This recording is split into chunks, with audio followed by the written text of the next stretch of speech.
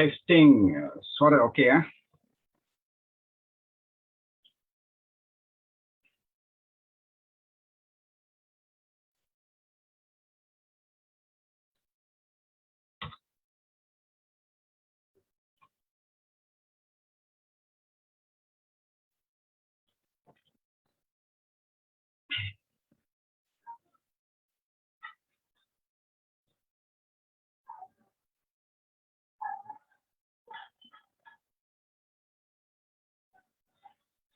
Okey, Assalamualaikum warahmatullahi wabarakatuh. Selamat malam, belum pagi lagi. Salam sejahtera, salam perjuangan, salam reformasi. Kim Nidorsan, selamat malam. Belum tidur lagi Kim ya. Ramai juga rakan-rakan kita tak tidur lagi malam ini. Malam ini kita buat live sekejap di Facebook saya. Sebelum ni kita buat di, selalunya saya buat di channel YouTube. Tapi malam ni saya nak buat di Facebook. Kadang-kadang kita selang-selikan jugalah ya. Kalau di Facebook ke ataupun di YouTube pun sama juga. Kalau saya buat live di Facebook, saya akan upload juga ke YouTube. Okey, terima kasih Kin Nidorsan. Kita juga ada Mantubin, Zamani Zaman, Syah Ramza, Jamian Saad, Melik Ketitir, Ahmadin Raja, Impian Naga, Mustazar Said, Mustafa, Ria Abdullah, Wama Akbar, Wala on join, Wama Akbar, tak tidur lagi, masih okay, ramai yang tak tidur lagi ni ya.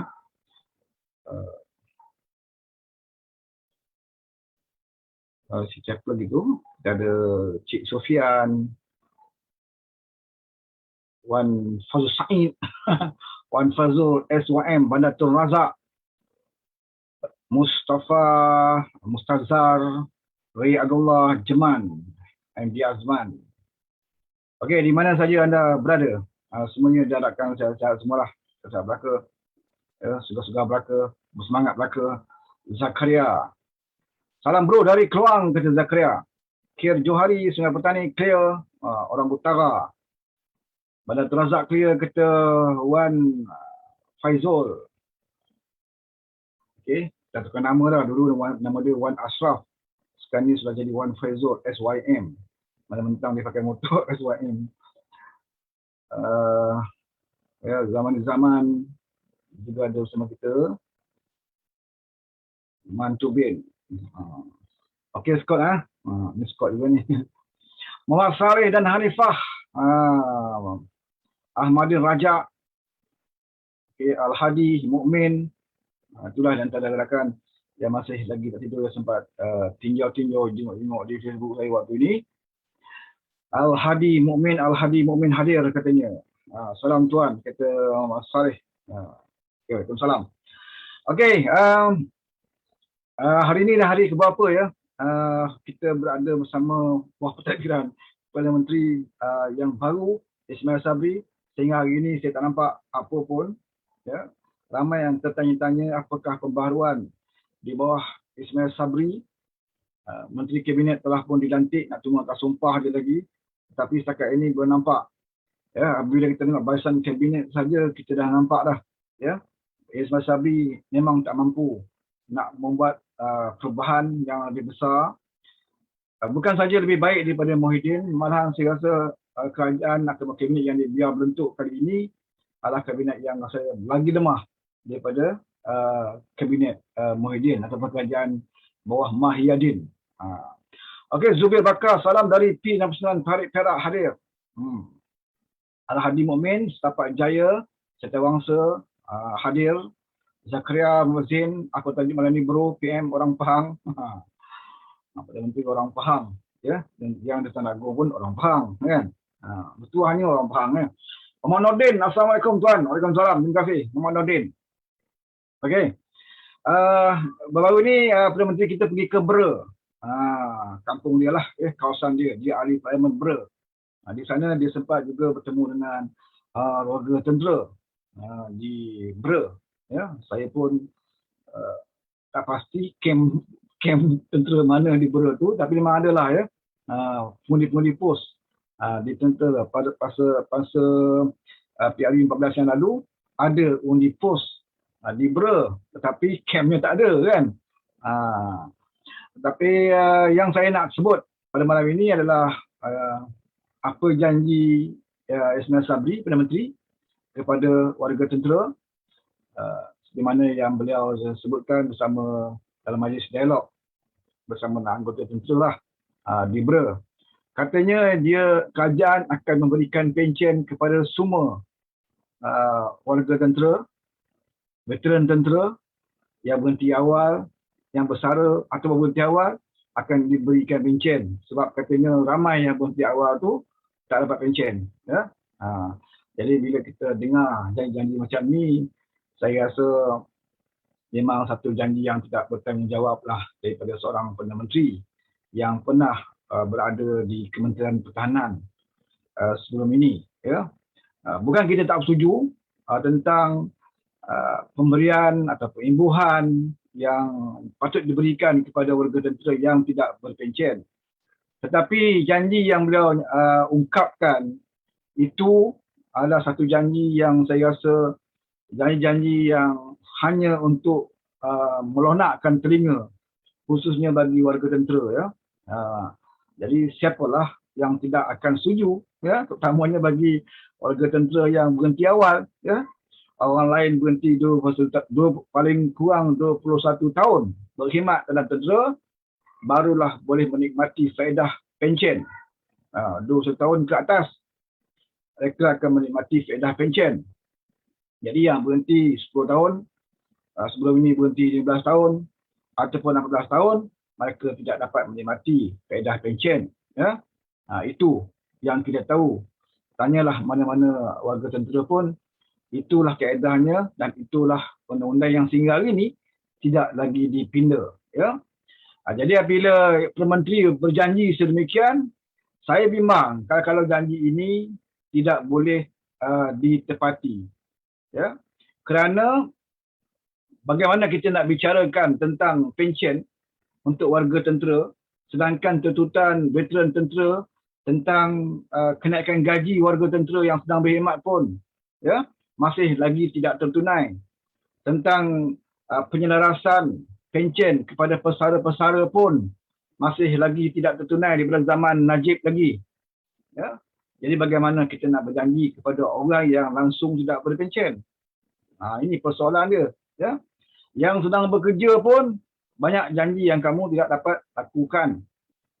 Yang berpencen, yang telah berkhidmat 20 tahun ke atas, ya, yang layak menerima pencen, penyelarasan pencen mereka yang dituntut sekian lama masih juga tidak dapat ditunaikan. Bagaimana kamu nak berjanji kepada orang yang tidak berpencen untuk diberikan pencen? Ya? Macam negara ni, ya, sesuka hatilah nak sebut kerana nak mengelirukan, ya, nak mengelirukan. Sedangkan kita tahu dalam tentera dia ada kaedah-kaedah dia untuk kita menikmati kaedah pencen ini. Kalau kita kata berhenti saja askar dapat pencen, berhenti saja askar dapat pencen, saya bimbang sekiranya orang yang menyertai tentera ini cukup 10 tahun dia berhenti lah. Ya? Dia dapat pakai sekarang ni pakai pangkat cepat, ya? Tak macam askar-askar dulu. Sekarang ni lebih kurang 10 tahun, paling-paling kurang pun mereka telah menikmati pangkat sarjan. Ya? Itu dah paling kurang tu. Ada yang 10 tahun dah pakai pegawai waran, ya? 10 tahun paling teruk pun sarjan. Ya? Jadi dia dapat sarjan, dia pun berhenti. Berkhidmat 10 tahun. Dia layak dapat pencen sarjan. Ya? Jadi tak masuk akal lah pada kita. Ya? Tak masuk akal lah pada kita.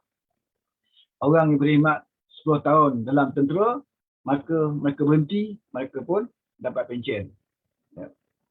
Apa yang kita tuntut selama ini adalah memberikan allowance sara hidup bulanan kepada bekas-bekas tentera yang tidak berpencen.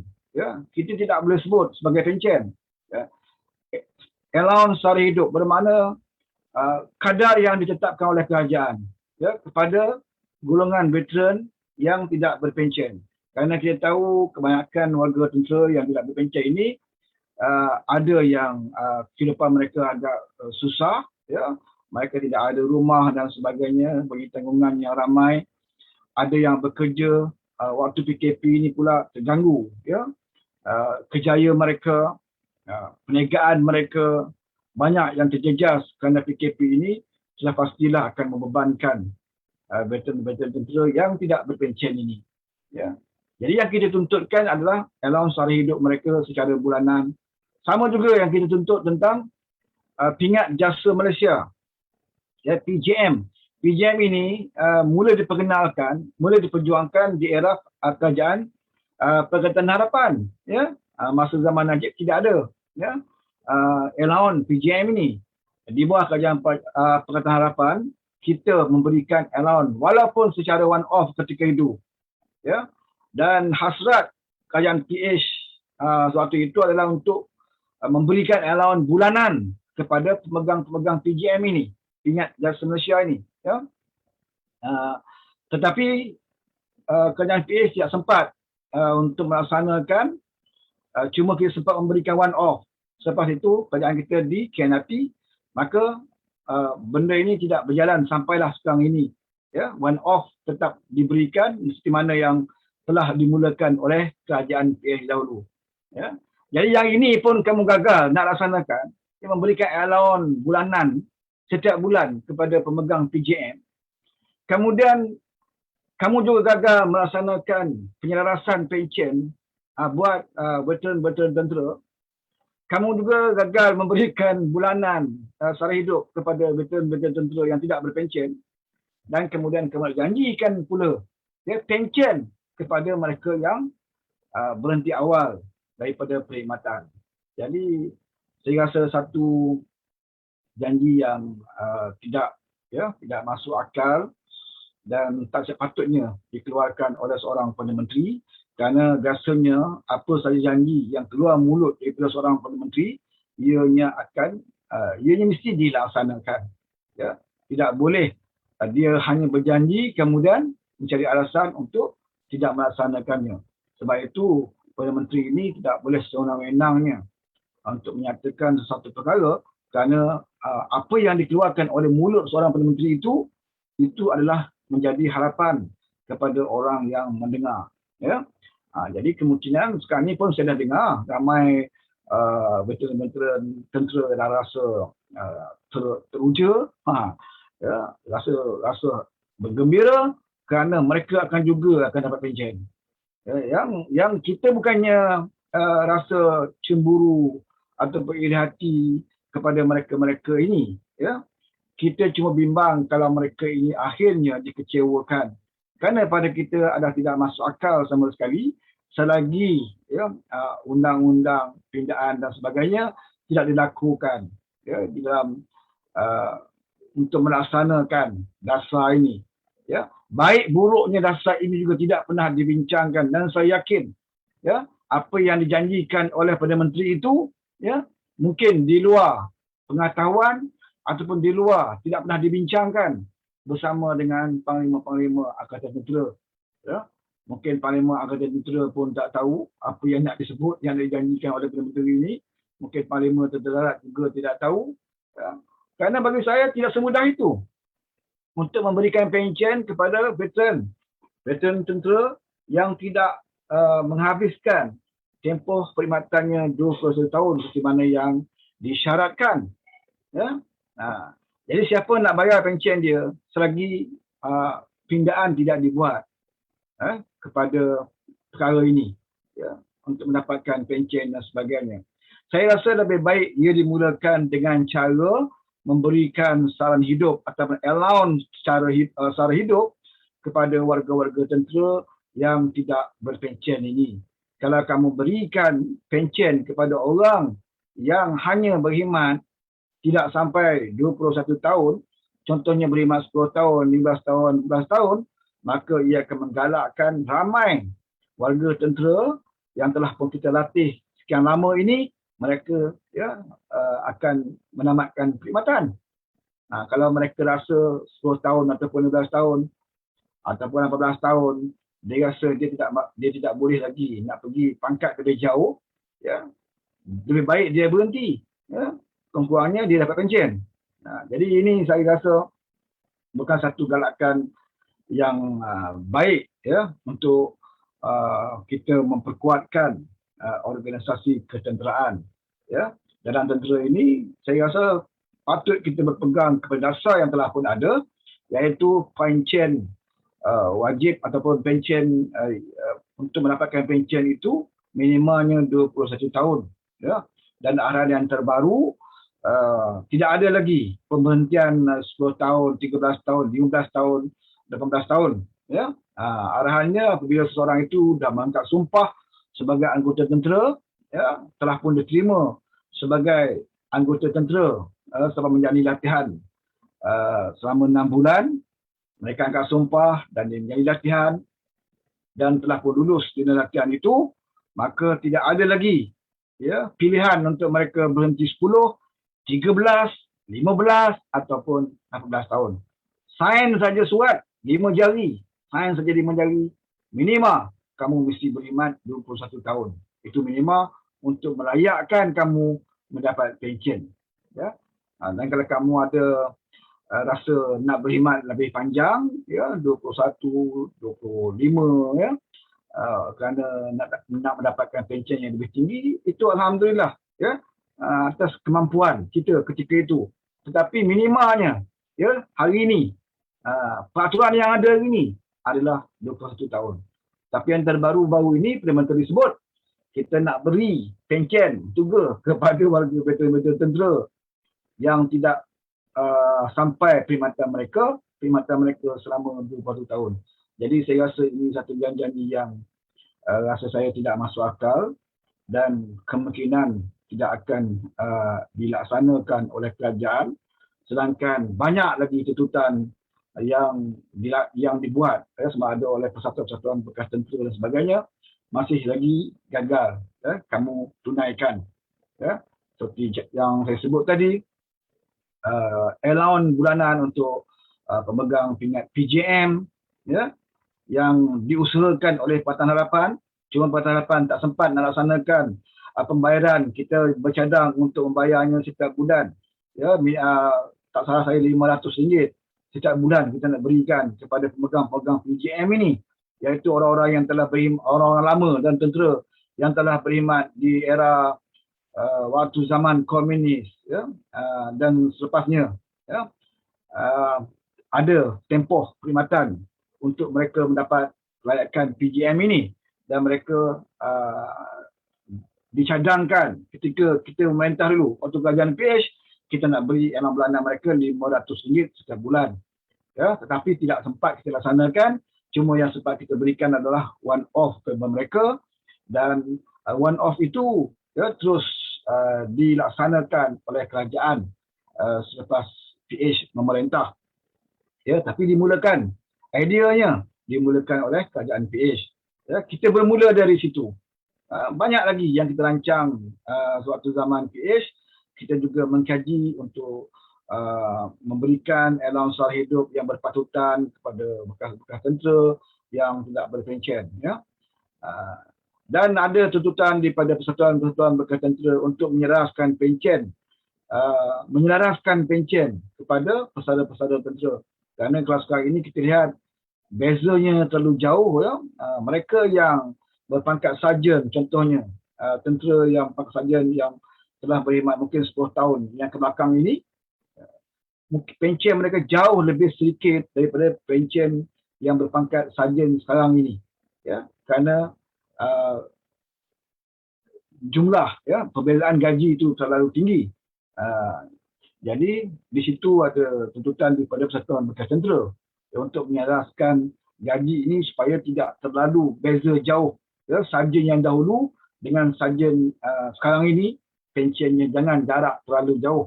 Kalau kita nak samakan mungkin memang takkan sama, sebab gaji pun zaman askar dulu tak sama dengan askar sekarang ini. Tetapi sungguhnya janganlah jaraknya terlalu jauh ya. Memandangkan sekarang ini pun ekonomi agak teruk ya, nilai mata wang pun dah semakin kecil. Jadi kalau sarjan dahulu kemungkinan mereka berpension RM300 atau RM600 ya. sekarang ni mungkin dah tak boleh nak hidup dengan pencen RM600. Ya, itu wajar kita pertimbangkan. Daripada kita berjanji, ya, seperti berjanji sedak mulut lah, ya, nak bagi pencen kepada semua bekas tentera. Mereka berkhidmat 10 tahun ke 15 tahun, 15 tahun, kita nak bagi pencen. Kalau macam ni, apa akan jadi kepada tentera kita? Ya, apa akan jadi kepada tentera kita? Kita nak cari orang masuk tentera ni pun bukannya banyak. Kita pengambilan yang dibuat dalam setahun mungkin berapa ribu saja yang kita ambil. Ya, bayangkan mereka berkhidmat 10 tahun, mereka dah pakai sarjan, kemudian mereka kata buat apa dia nak tunggu lagi 10 tahun? Ya, buat apa lagi dia nak tunggu lagi 10 tahun? Lebih baik dia berhenti, dia dapat pencen. Ya, jadi ini akan menggalakkan ramai askar-askar terlatih kita yang akan berhenti awal kerana mereka nak berpencen. Ya, berhenti 10 tahun, masih lagi dalam usia muda. Ya, kalaulah dia masuk tentera umur 18 tahun, 18, 19 atau 20 tahun, ya, kalau mereka berkhidmat 10 tahun, masih lagi mereka muda dan bertenaga, lebih baik mereka pencen, kemudian mereka kerja lain, ya, pasal mereka ada masih muda. Jadi kita bimbang, ini akan menjejaskan ETM, ya, tentera itu sendiri, di mana kita kena ramai akan berbondong-bondong lah tentera yang akan memilih untuk berpencen 10 tahun, 15 tahun ataupun 18 tahun. Sedangkan dalam keadaan sekarang ni, ya, keadaan dulu pun, dulu kalau nak pencen 20 tahun, 20 tahun ke atas berkhidmat, itu pun ramai yang berhenti. Walaupun mereka tahu mereka berhenti 10 tahun, 13 tahun, 15 tahun, 18 tahun, mereka tahu mereka tidak ada pencen, itu pun ramai yang berhenti. Ya? Mungkin tak tahan dengan cara tentera, ataupun mungkin ada tekanan dalam kerja, ataupun ada masalah-masalah lain, atau mereka ada peluang yang lebih baik, mereka mendapat perkhidmatan. Walaupun mereka tahu mereka tidak akan mendapat pencen. Apatah lagi kalau kerajaan tawarkan, ya, kamu berhenti awal pun layak untuk menerima pencen. Ya, jadi ini sepatutnya difikir terlebih dahulu, difikir semasak-masaknya, ya, oleh Ismail Sabri sebelum nak bercakap kepada warga tentera. Saya bimbang ramai nanti akan kecewa dan mengharapkan janji-janji ini, ya, dipenuhi. Mungkin Ismail Sabri tahu bahawa mustahil beliau akan dapat tunaikan janji tersebut kerana beliau mungkin akan menjadi Perdana Menteri yang paling singkat. Ya? Beliau mungkin akan jadi Perdana Menteri yang paling singkat, mungkin lebih singkat daripada Mahyadin. Sebab itu dia berjanji apa pun. Ya, sebab dia tahu, aku sekarang ni nak sedapkan hati rakyat, biar rakyat tengok aku ni Perdana Menteri yang paling baik, Perdana Menteri yang paling bermurah hati. Ya? Maka depan warga tentera dia berjanji, depan orang kampung dia berjanji, dengan orang Felda dia berjanji, sebab dia tahu dia pun tidak akan lama menjadi Perdana Menteri. Masalahnya saudara, adalah kepada kerajaan yang selepas beliau. Ya? Beliau tak jadi menteri tidak ada masalah, tetapi dia ni akan ditanggung oleh kerajaan selepas itu. Ya? Kerana apa yang kamu janjikan itu adalah janji kerajaan, bukan janji peribadi kamu. Kamu Perdana Menteri, apa yang kamu janjikan kepada rakyat dianggap sebagai janji kerajaan. Ya? Bila kamu dah berjanji, maka kamu tidak jadi menjadi Perdana Menteri, maka janji kerajaan itu tetap akan dituntut, ya, oleh rakyat. Jadi kita bimbanglah, ya. Sekiranya dia dah berjanji dengan tentera untuk nak beri pencen kepada veteran tentera yang tidak berpencen, saya bimbang dia akan menjadi tuntutan dan akan jadi bebanan kepada kerajaan-kerajaan selepas beliau. Ya? Beliau masa itu mungkin dah jadi mantan Perdana Menteri yang ke-9 ataupun mantan Perdana Menteri yang paling singkat dalam sejarah negara. Mungkin dia nak lawan lah, ya? Nak lawan Mahyadin. Sekarang ni rekod dipegang oleh Mahyadin sebagai Perdana Menteri yang paling singkat. Tak tahulah yang paling singkat dalam dunia ke, yang paling singkat dalam Asia ke, ya. Tapi yang pastinya yang paling singkat dalam sejarah negara kita. Mungkin Ismail Sabri nak fight, dia nak pecahkan rekod itu, dia nak muncul sebagai Perdana Menteri yang paling singkat dalam sejarah negara kita. Itu kita tak peduli, ya. Itu kita tak peduli. Jadi masalahnya apa akan jadi selepas itu. Ya, kerajaan yang akan mengambil alih selepas itu. Tak kira siapa pun kerajaan, tak kira siapa pun Perdana Menteri, ya, dia akan menanggung, ya, taik-taik yang telah ditinggalkan oleh Ismail Sabri.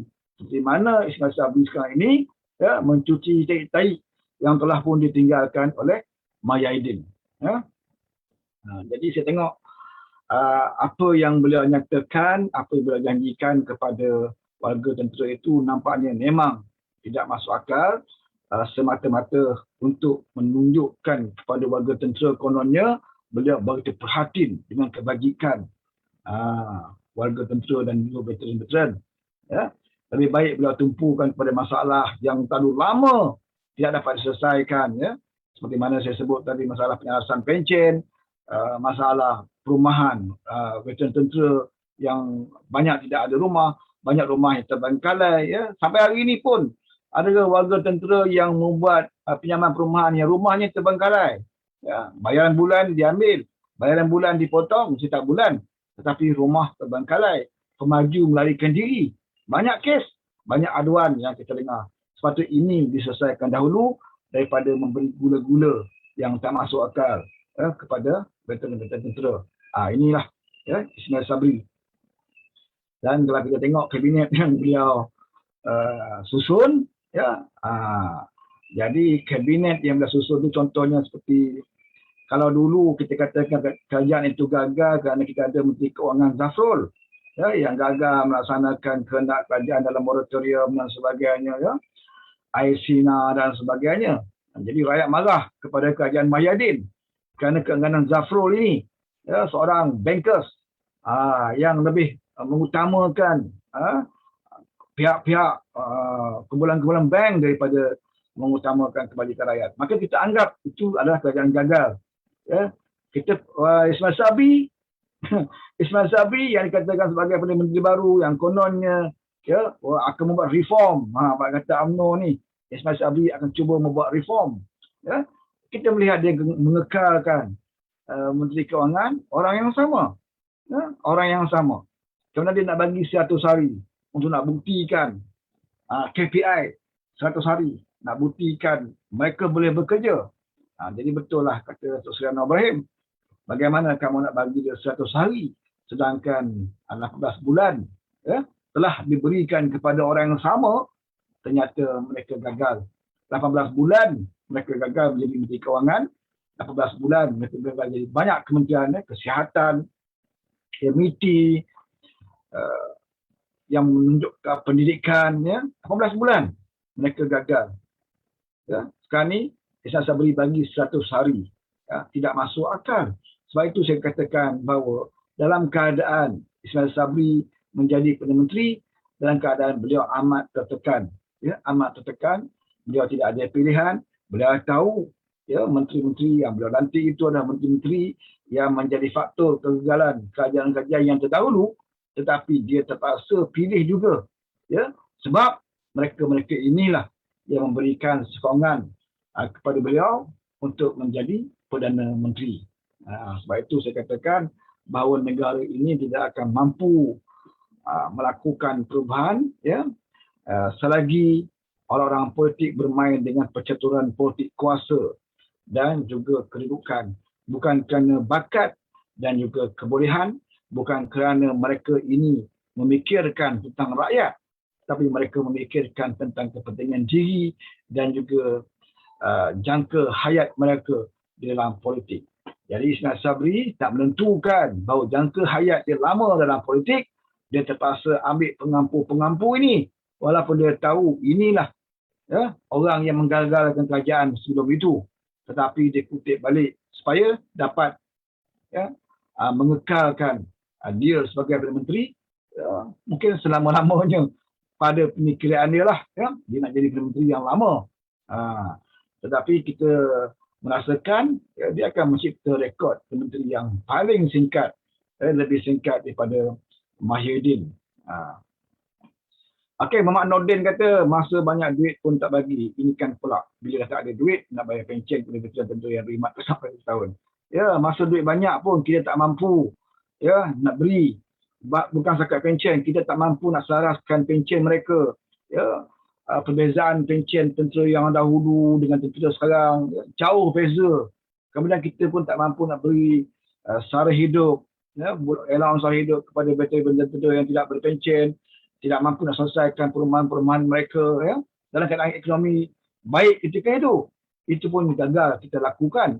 Apatah lagi dalam keadaan kita sekarang ini, ya, setiap minggu kerajaan berhutang duit, ya, kerana nak menyelesaikan masalah penyakit COVID. Kemudian dalam masa yang sama kita berjanji pula, ya, dengan warga tentera ini. Ya. Saya rasa adalah lebih baik kalau Ismail Sabri datang ke Bera, bertemu dengan veteran tentera, lebih baik dia bagilah one off, ya, duit bantuan kepada mereka ini. Ya, itu yang mereka perlukan sekarang ini untuk mereka nak makan bersama keluarga mereka, bukan janji-janji, ya, angan-angan yang diberikan kepada mereka, ya. Okey, Isa AK, salam lawan-lawan dari Kota Baru Kaya, ya, Johari Ibrahim yang sepatutnya tamatkan pencen MP Parlimen mereka. Gregorian Fellow, Mae Brahi. Muhammad Nordin, gaji kita mula masuk tentera dulu baru 375. Ya betul, zaman saya dulu pun gaji lepas pada latihan rekrut 375 gaji pokok. Private lah. Masa rekrut, allowance bulanan hanya RM150. Itu allowance bulanan. Rekrut RM150 selama 6 bulan. Kena gasak, kena lanyak RM150. Di zaman saya lah. Ya. Jadi bila cukup bulan tu, tolak hutang kantin, tolak stoppages, tolak ni dapatlah dalam poket RM50, ya. Itu rasa banyak tu. Masa rekrut. Itu zaman saya. RM150 allowance rekrut. Dan zaman askar sebelum itu, bagi saudara yang mungkin lagi lama daripada saya beriman, berapa puluh ringgit allowance. Ya, berapa puluh ringgit allowance masa itu. Memang dalam tentera ini dia sepanjang masa dia ada perubahan tentang gaji, ya. Tetapi yang kita mahu perkatakan di sini adalah bagi mereka yang dah berpencen, ya. Kalau zaman sarjan dulu, mungkin sarjan dulu gaji berapa ratus, mungkin 800, gaji pangkat sarjan sekarang ini, ya, sarjan sudah mungkin 3,000, 4,000. Gaji seorang berpangkat sarjan, ya, mereka pencen dapat berapa, ya. Tentulah berbeza dengan saja yang dulu, yang hanya mungkin 890, 800, 900 gaji mereka. Ya, sudah pasti jarak pencen yang mereka terima terlalu jauh. Ya, sebab itu kita dulu cadangkan supaya penyelarasan itu dibuat, bukan untuk nak menyamakan, tetapi janganlah terlalu jauh. Ya, bagaimana mereka nak hidup kalau hanya berpencen RM600 sebulan, ya. Jadi itulah yang kita patut usahakan. Bukan yang ini tak selesai, kita janji yang lain, ya, kita janji yang benda yang tidak langsung masuk di akal dan tak tahulah tahun bila untuk dapat dilaksanakan, ya. Tak mudah saudara, ya, nak mengubah tu dasar, ya. Sedangkan dasar yang dah ada pun, ya, yang dah ada kita cuma laksanakan saja, itu pun tak boleh kita nak laksanakan. Apatah lagi nak ubah kembali peraturan-peraturan, ya, faedah pencen dan sebagainya, tak mudah, ya. Jadi makan masa bertahun-tahun sebelum dapat nak laksanakan, ya. Dan apa baik dan buruknya sekiranya idea Ismail Sabri itu dilaksanakan, ya, sepada saya banyak buruk daripada baiknya, ya. Ini akan mengakibatkan orang berhenti awal, ya, berapa nak tunggu lama dan tentu sampai 1 tahun, ya, sedangkan mereka juga boleh berpencen hanya bekerja selama 10 tahun contohnya, ataupun 15 tahun, ya. Jadi patutnya benda ini dibincangkan semasa-masanya, ya, baik dan buruknya. Okey. Kita ada siapa lagi sini? Muhammad Nordin, Rosli Lubawi. Baik dia suruh bagi tanah lot untuk bekas tentera seperti takluk dalam kanun tanah negara. Ini kata Muhammad Nordin. Ini sebenarnya ada dalam Perintah Majlis Akad Tentera yang tahun 70 lebih lagi saya baca. Ya, memang ada. Tapi kita, pada saya, kita tidaklah menuntut sangat apa yang termaktub dalam Perintah Majlis Angkatan Tentera tersebut. Ya, tentang nak bagi 20 hektar tanah dan sebagainya. Sebab kita tahu tanah semakin lama semakin kurang. Ini fakta, hakikat yang harus kita akui. Ya. Sebab itu, kita tidak lagi menuntut banyak itu. Paling tidak pun, tak payahlah nak bagi bekas tentera ni tanah puluh-puluh hektar seperti mana yang dituntut dalam Perintah Majlis Angkatan Tentera. Tak payah, sebab kita tahu tanah dah banyak kena bolot. Ya. Dah kena banyak ambil kat orang ini. Tanah Rizal Melayu pun dah tinggal berapa sekarang ni. Ya. Itu belum kira lagi puak-puak kayangan tu, gembat tanah Melayu ni. Ya, tinggal banyak mana tanah dekat negara kita. Kita faham mana mungkin dia boleh bagi ya, tentera pencen tanah sebanyak itu. Tetapi paling tidaknya tanda penghargaan kita kepada mereka, satu lot tanah untuk mereka mendirikan rumah pun sudah cukup.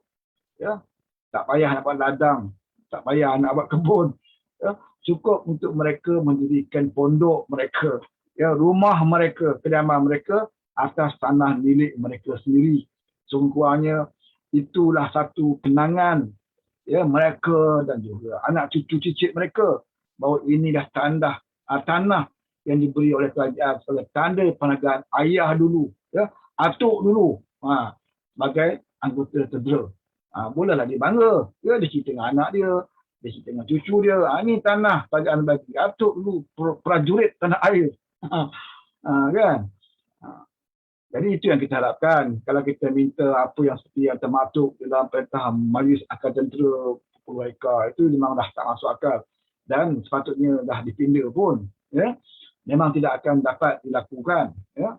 Tapi ini yang kita harapkan, bahawa tidak adalah kita dapat dengar lagi bekas-bekas tentera duduk bawah jabatan, ya. Tidak ada rumah, duduk merempat sana sini, ya.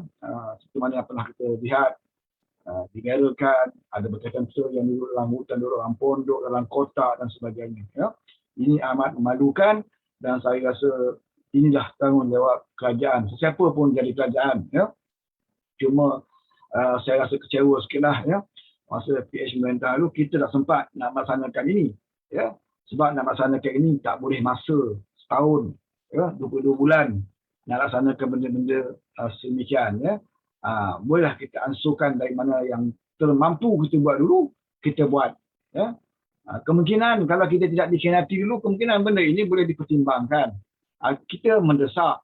Ya, waktu dalam kerajaan PH dulu pun, walaupun masa itu PH jadi kerajaan, ya, saya hantar memorandum. Ya, saya bukan cakap di mulut. Saya siapkan memorandum, saya karang memorandum dan saya hantar by hand kepada Menteri Pertahanan ketika itu. Bukan cakap di mulut. Ya, bukan sekadar menulis. Ya, kita laksanakan. Kita je kerajaan. Kita tak boleh terus diam diri bila kita kerajaan. Kita terus mendesak seperti mana kita mendesak waktu UMNO merintah dulu. Ya, waktu merintah UMNO jadi kerajaan, saya pun menyediakan memorandum hantar kepada pihak Kementerian Pertahanan. Ya, dan tentulah mereka tidak akan terima sebab masa itu kita pemanggang.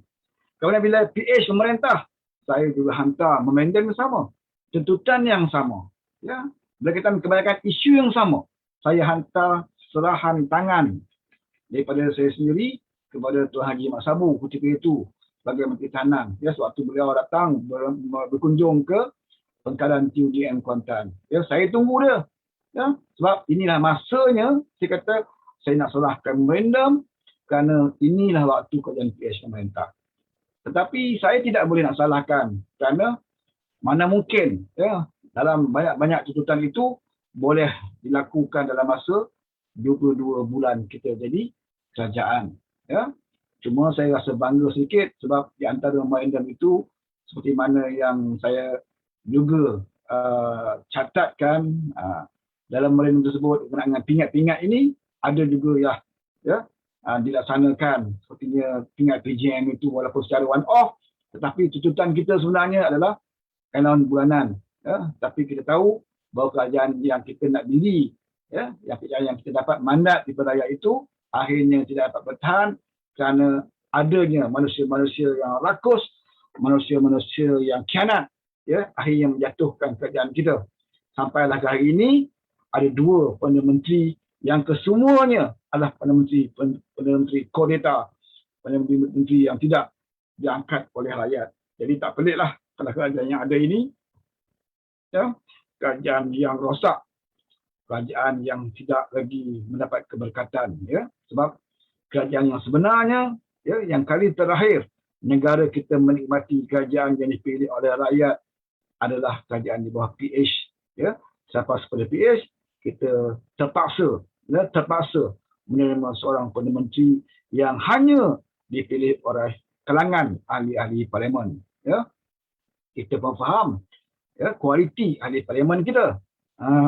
Ahli parlimen kita bukannya berkualiti seperti ahli parlimen-parlimen di negara-negara maju sana. Ya, mereka berkualiti. Ya, kalau mereka berlaku rasuah, mereka letak jawatan. Ya, kalau mereka rasa mereka tidak mampu lagi berkhidmat, mereka letak jawatan dan sebagainya. Ya. Tapi kualiti ahli parlimen kita tidak seperti mereka. Ahli parlimen kita, ya, sebodoh mana pun, ya, semalas mana pun buat kerja, tapi kalau kuat mengampu, maka dapatlah, ya, jadi menteri. Ya. Siapa boleh bayangkan Syahidan Kasim boleh jadi menteri? Ya. Puak-puak Kasim Baba ni boleh jadi menteri. Ya. Jadi itulah level standard kerajaan yang kita ada. Ya. Jadi macam mana? Jadi yang mengangkat Perdana Menteri itu di kalangan orang macam ni lah. Ya. Orang yang ada otak macam Syahidan Kasim, orang macam Nazir Aziz sini, ya, yang melalang, tidak ada prinsip, ke sana sini, ke sana ke sini. Orang macam Anwar Musa, ya, Isyamuddin, ya, dalam partinya sendiri pun dia ditolak, kemudian jadi menteri. Syahidan Kasim, partinya sendiri pun lucut dia jawatan pengurusi UMNO Perlis, tapi jadi menteri juga. Sebab apa? Sebab, ya, kipas, ya, kipas Ismail Sabri tunjukkan sokongan kuat Ismail Sabri, maka dia jadilah menteri. Ya? Itulah dia. Sebab itulah keadaan yang kita ada hari ini, memang saya rasakan sebuah keadaan yang rasa lebih teruk daripada Mahyadin. Ya? Kita ingatkan Mahyadin adalah penutup segala kerajaan yang paling teruk dalam negara kita. Rupa-rupanya tidak. Ya? Kita masih lagi ada satu kerajaan yang terpaksa kita hadapi. Ya? Dalam suasana pandemik COVID ini, kerajaan yang kita hadapi ini adalah kerajaan yang akan terus mencemarkan imej negara kita di dunia luar. Kalau hari ini, sampai hari ini pun, kita tengok tak ada lagi, ya, ucapan tahniah daripada negara-negara maju, dan negara di luar, dan negara Eropah sana, kepada Perdana Menteri yang baru, yang ada daripada Indonesia, mungkin jiran sebelah, Singapura, mungkin Thailand, ya, sebelah belah rumah kita. Memanglah suka tak suka, mereka terpaksa lah ucapkannya, kan, sebelah jiran. Tetapi mana dia ucapan daripada negara Barat, negara Eropah, negara Timur Tengah, negara Arab? Tak ada. Tak ada, ya. Sebab mereka tahu bahawa ini adalah kerajaan yang bukan lahir daripada pilihan rakyat Malaysia. Ianya lahir daripada siri pengkhianatan, dan ia juga diangkat sebagai Perdana Menteri, ya, melalui sokongan orang-orang yang khianat ini. Jadi orang kata memang jangan mimpilah, ya, kalau Anwar Ibrahim nak jadi Perdana Menteri hasil daripada sokongan ahli parlimen. Ya. Anwar Ibrahim itu layak menjadi Perdana Menteri hanya diangkat oleh rakyat. Ya. Bukan level Anwar Ibrahim menjadi Perdana Menteri diangkat oleh ahli parlimen. Ya. Walaupun kita tahu dan kita akui hakikat itu, tetapi nak buat macam mana? Ya. Anwar Ibrahim juga terpaksa berusaha walaupun tidak ada pilihan raya. Ya, tak mungkin pilihan raya diadakan waktu ini. Tetapi Anwar Ibrahim tidak mampu membiarkan rakyat terus menderita, rakyat terus susah, negara terus musnah. Jadi mau tak mau terpaksa juga diusahakan apa juga cara, bagaimana juga caranya untuk kita mendapat kembali kerajaan. Ya, setiap kali beliau nak sampai ke puncak kejayaannya, ada saja halangan. Ya? Ada saja halangan. Sebab kata orang tu, kalau Matu dia nak tenang bola masuk gol, pintu gol, tiang gol dialih, maka gagal lah, ya, beliau menjadi Perdana Menteri. Kemungkinan betul lah juga kata ramai orang bahawa Anwar tidak boleh jadi Perdana Menteri hasil daripada seorang ahli parlimen. Anwar boleh jadi menteri hasil daripada diangkat, ya, dukungan daripada rakyat-rakyat marhan. Kerana inilah rakyat yang selalu diperjuangkan nasibnya pada Anwar Ibrahim. Okey, Muhammad Nordin kata Kasim Baba, Menteri Wilayah. tulis pun tak maju katanya ya. Saya pun tak tahulah macam mana orang boleh jadi menteri wilayah ni ya. Tak tahu apa idea dia akan buat kat wilayah. Mungkin kita akan lihat idea-idea yang pelik-pelik kan nanti di Wilayah Sekutuan ni kan. Memang seperti mana yang saya sebut tadi bahawa seperti mana bab kata saya lihat apa ni alasan yang diberikan oleh Luqman Adam bahawa Ismail Sabri memang tidak ada pilihan kerana mereka mempunyai 114 sokongan daripada ahli parlimen, jadi tidak ada banyak pilihan, maka terpaksalah ambil orang yang sama dikitar semula menteri-menteri yang lama dulu untuk menyertai kabinet dia. Yang sebenarnya boleh ya. Kamu sekarang ada apa 69 menteri dan juga timbalan menteri ya. Kamu ada seorang 114, takkanlah 69 atau 70 orang saja yang kamu rasa paling cerdik dalam 114 itu ya. Tentu ada yang boleh, tentu ada yang agak bersih sikit ya daripada yang kamu pilih ya. Tapi kenapa kamu pilih yang ini? Sebab inilah perjanjian yang terpaksa kamu ikut ya. Nama-nama ini adalah satu nama yang dijanjikan ya mungkin oleh daripada Presiden Bersatu ya, mungkin oleh Parti PAS, rakan-rakan yang menyokong Ismail Sabri ya. Orang ini patut kamu jadikan menteri, orang ini patut kamu jadikan menteri ya. Walaupun Ismail Sabri tahu ada lagi orang lain yang sebelum ini tidak pernah diberi peluang untuk jadi menteri, orang ini mungkin ada bakat, mungkin ada rekod yang bersih, contohnya seperti Mak Hassan timbalan Presiden UMNO ya. Dia tidak ada kes mahkamah ya. Dia juga mengambil jawatan timbalan presiden, orang nombor 2 di dalam UMNO ya. Apa salahnya dilantik sebagai menteri dalam kabinet, dilantik sebagai senator. Mungkin Ismail Sabri kata Mak Hassan tak boleh sebab dia bukan ahli parlimen, jadi tak boleh jadi menteri. Tapi kenapa Zafrul boleh jadi menteri? Zafrul bukan sahaja ya, dia tidak menyertai mana-mana parti politik ya, dan tidak pernah bertanding pun dalam pilihan raya. Tapi kenapa kamu boleh lantik dia sebagai menteri? Kenapa kamu boleh lantik Ustaz Derih yang lebay tu? Dia tak menang pilihan raya pun ya, dia kalah dalam pilihan raya. Kamu lantik senator, lantik dia jadi menteri jaga agama untuk melaksanakan hudud ya. Jadi macam mana Mak Hassan kamu tidak boleh lantik dia senator untuk letakkan sebagai menteri yang kanan di dalam UMNO, agar menunjukkan bahawa kamu menghargai sokongan UMNO kepada kamu untuk menjadi menteri ya. Ramai yang menyatakan bahawa Mak Hassan sepatutnya dilantik, kalaulah bukan juga sebagai timbalan Perdana Menteri, Mak Hassan boleh diberikan jawatan yang paling kanan ya, seperti contohnya Menteri Keuangan, nanti dia sebagai senator dan berikan jawatan sebagai Menteri Keuangan. Kamu nak kata dia tidak ada pengalaman, dia dah jadi menteri besar di sekian lama ya. Mak Hassan dah jadi menteri besar di sekian lama, dia tahu nak menguruskan keuangan negeri ya. Ada rekod dia ya. Kalau nak nanti Haji Hadi mungkinlah ya boleh pertikaikan. Pasal Haji Hadi jadi menteri besar pun sepenggal dia ada Terengganu ya. Itu pun jadi patung dia pun ya. Jadi kalau Mak Hassan, mungkin orang tak ada pertikaikan kalau kamu lantik dia sebagai timbalan Perdana Menteri sebab dia timbalan Presiden UMNO ya. Ataupun lantik dia sebagai Menteri Keuangan, Menteri Kanan di dalam kerajaan, tapi langsung tak disenaraikan di dalam kabinet ya.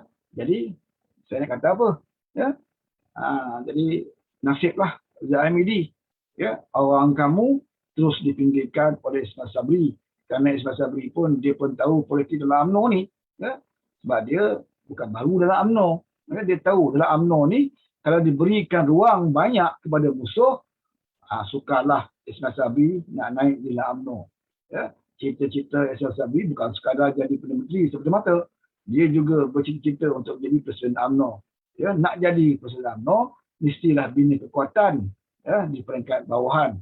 Kena bentuklah orang-orang dia dahulu ya. Kalau letak Mak Hassan jadi menteri, nanti Mak Hassan akan jadi kuat dalam politik ya. Sukar sikit Ismail Sabri nak naik di dalam UMNO sebab Mak Hassan ada timbalan Presiden UMNO. Jadi Zaid Hamidi alasan dia kerana ada kes mahkamah. Okey, kita boleh terima Zaid Hamidi tidak dilantik. Timbalan Presiden UMNO, apa alasan? Tidak ada alasan, tidak juga dilantik ya. Jadi maksudnya apa? Maksudnya Ismail Sabri sengaja mengatur semua ini untuk dia mengambil alih UMNO itu sendiri. Jadi nasiblah Zahid Hamidi, kerana dia ada peluang, ya, satu ketika dia mempunyai peluang yang besar, ya, untuk memperbaiki UMNO, untuk dia terus kekal menjadi Presiden UMNO. Ya. Kalau dia memberikan kerjasama dengan Datuk Seri Anwar Ibrahim, Anwar pun tak kacau dia. Ya. Apa kena mengena Anwar nak kacau UMNO? Kamu jadilah Presiden UMNO, apa masalah? Sebab Anwar adalah daripada keadilan. Ya. Kalau kamu bekerjasama dengan UMNO, dengan Anwar Ibrahim itu lagi pun, UMNO ya, mungkin boleh dapat jawatan timbalan Presiden di kalangan timbalan Perdana Menteri di kalangan UMNO. Kemungkinan besar. Paling tidaknya mungkin ada juga jawatan menteri-menteri kabinet yang akan diberikan oleh Anwar Ibrahim. Dan parti kamu tidak akan ditentukan oleh Anwar Ibrahim. Kamu sendiri urus. Ya? Tapi susahlah kalau kamu menuntut nak settle kes kamu di mahkamah, ya, baru nak bersama dengan Anwar Ibrahim, maka lupakanlah. Ya? Kalau itulah caranya kamu nak bekerjasama dengan parti keadilan ataupun Pakatan Harapan, maka lebih baik kamu lupakan saja.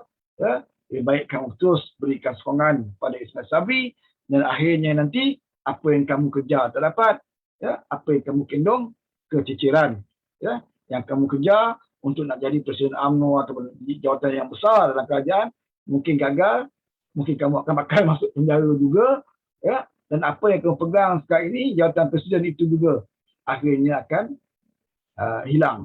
Ya?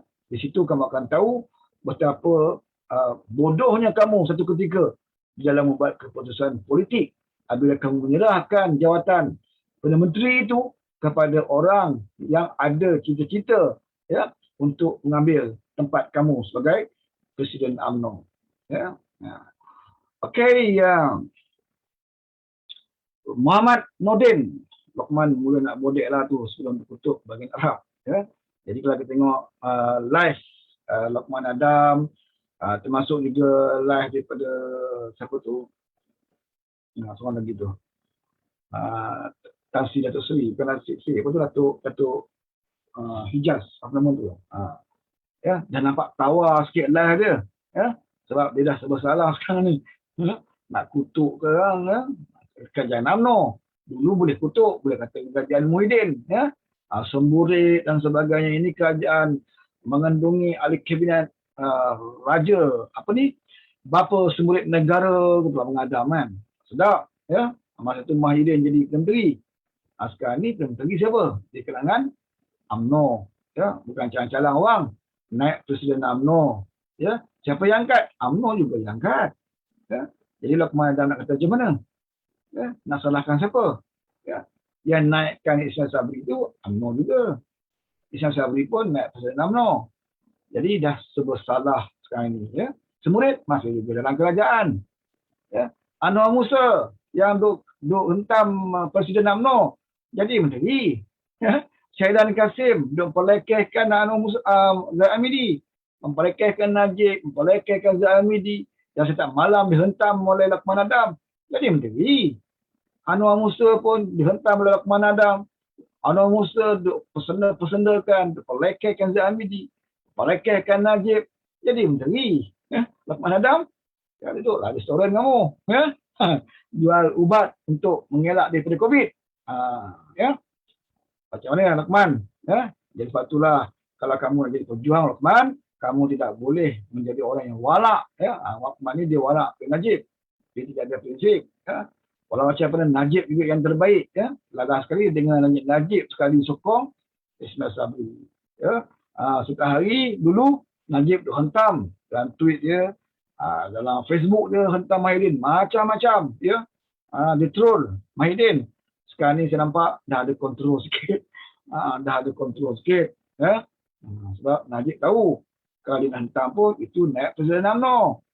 Kalau nak hentam kerajaan ini, ya, 10 orang daripada menteri yang ada dalam kerajaan Ismail Sabri itu adalah pemimpin UMNO. Ya, ketua wanita UMNO pun jadi menteri dalam tu. Ya. Naik Presiden dia jadi Perdana Menteri. Jadi nak salahkan siapa sekarang ni nanti? Ya. Cakap lebih nanti nama UMNO buruk. Ya. Bukan itu saja. Cakap lebih nanti Ismail Sabri hantar ke Sungai Buloh. Jadi susah. Ya. Sebab itu berjuang ni, kalau kita pegang kepada prinsip, kamu tidak lagi takut untuk nak berdepan dengan siapa pun. Ya, itu Sayyidina Ibrahim. Dia tak bimbang untuk berdepan dengan siapa pun. Ya. Dia tidak takut diugut. Dia tidak takut dengan orang yang kata dia menerima tawaran dan sebagainya. Sebab dia tidak menerima tawaran. Dia tidak memberikan tawaran. Dan juga dia tidak menerima tawaran. Sebab itu dia boleh hidup. Ya. Duduk dalam penjara pun dia boleh berjuang. Duduk dalam penjara pun orang hormat dia. Ya, dia ada aura dia. Walaupun bertahun-tahun dalam penjara, dia keluar penjara, aura dia tak hilang. Malah diangkat keluar-keluar penjara terus dipanggil menjadi pensyarah di sebuah universiti. Ya, diangkat keluar-keluar penjara terus ulama-ulama besar bertemu dengan beliau. Ya. Sampai ke Malaysia dia disambut, dia diangkat, dia dijulang. Ya. Itulah orang yang ada aura, letak di mana pun. Ya. Tetapi orang yang bodoh ni, ya, letak di mana pun, ya, tukarlah kementerian mana pun, ya, tetap macam itulah. Contohnya macam Taqiyuddin, ya, letak di undang-undang pun digagal, sekarang ni tukar tempat lain. Ya. Tengoklah dia berjaya tak berjaya. Ya, Tuan Tuan saya tahu dia saya pun tak tahu dia dulu dia menteri dalam sekitar, apa dasar-dasar dia saya tak nampak. Ya, dasar dalam sekitar yang dia bawa, bahkan di Pahang tempat dia sendiri pun, ya, tempat yang lama beliau berada di Pahang pun, isu-isu, ya, pembalakan haram, tanah, ya, pencemaran dan sebagainya di Pahang hebat. Ya, saya pun tak tahu. Ya. Tempat dia sendiri di Kelantan, dia ahli parlimen di sana, ya, tak ada apakah selesai isu pencemaran. Ya, negeri Kedah yang baru ni banjir, ya, pas perintah, apakah dapat diselesaikan dengan baik, apakah cara dia nak menangani masalah ini. Ya. Tapi dia kekalkan terus. Ya. Sebab apa? Sebab dia timbalan Presiden PAS. Ya. Kena berilah jawatan. Ya. Kena berikan juga jawatan. Kerana 18 ahli Parlimen PAS itu mengangkat Ismail Sabri. Jadi timbalan Presiden PAS dapat jadi menteri, timbalan Presiden UMNO, ya, duduklah ke hulu kiri, ya, bertemu orang kampung, datang ke surau. Baru ni kita tengok video dia datang surau, nak semayang, orang kampung tanya, Tok Mat, macam mana Tok Mat? Nama tak ada ni. Tok Mat jawab apa? Itulah politik. Dia nak bunuh saya lah tu. Itu cara Tok Mat menjawab. Ya. Jadi faham-fahamlah. Ya, bagi ada UMNO, ya, kamu faham. Mainan politik UMNO ni dulu memang tak berubah. Ya. Kamu hanya akan dihormati, ya, dicium tangan bila kamu memegang kuasa. Jawatan di dalam parti itu tidak akan memberi kesan kepada kamu sekiranya kamu tidak memegang kuasa di peringkat kerajaan. Ya. Siapa nak hormat Zahid Hamidi sekarang ini? Ya. Siapa nak hormat dia? Walaupun dia Presiden UMNO. Ya. Sebab dia tidak menjadi Perdana Menteri.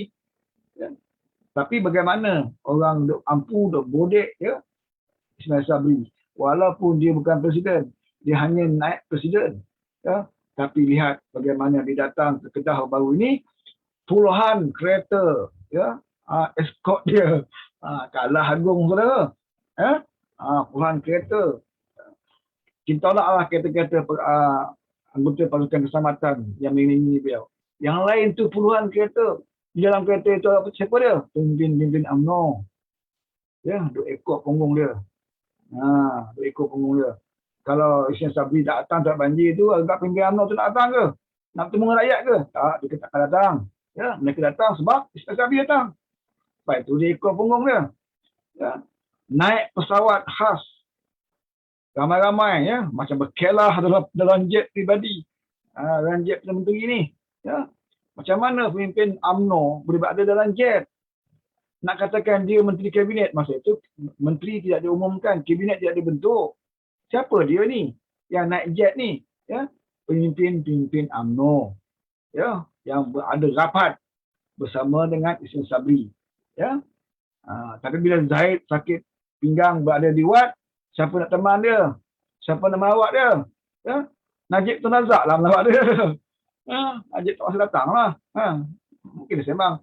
Macam mana ni Zahid nasib kita ni? Kan? Di luar mati mak, di telan mati ayah katanya kan. Sebab apa? Sebab kedua-duanya tidak ada prinsip. Ya, mereka berjuang bukan kerana prinsip. Nawaitu dah tak betul. Ya, nawaitu dah tak betul. Apatah lagi kamu khianat. Ya, kamu khianat Zaid Almidi ni. Ya, mula-mula seolah-olah nak berikan sokongan kepada Anwar. Kononnya. Ya, tetapi bila dia tengok Anwar ni tak offer apa-apa pun, Anwar tak bagi jaminan apa-apa pun kat dia. Ya, lebih baik dia bagi kepada Ismail Sabri. Takkanlah Ismail Sabri tak boleh buat apa-apa kat aku kot. Aku Presiden UMNO. Kamu naik presiden. Takkan kamu tak tolong sikit pun kot. Kan? Ini mungkin cara dia berfikir lah. Ya? Tapi kita lihat apakah Ismail Sabri sanggup melakukan sesuatu, ya? Seperti mana dia janjikan dengan Dato' Seri Ibrahim bahawa dia nak lakukan reform kepada institusi kehakiman. Tidak ada campur tangan dalam sistem kehakiman. Kita nak tengoklah, ya, Ismail Sabri menghadapi dua kes ini. Ya, pemimpin utama UMNO iaitu Najib dan juga Zahid. Bagaimana dia akan menangani kes ini nanti? Adakah dia campur tangan ataupun dia menyerahkan, ya, kepada sistem turun tangan? Ini kita akan lihat, ya. Okey.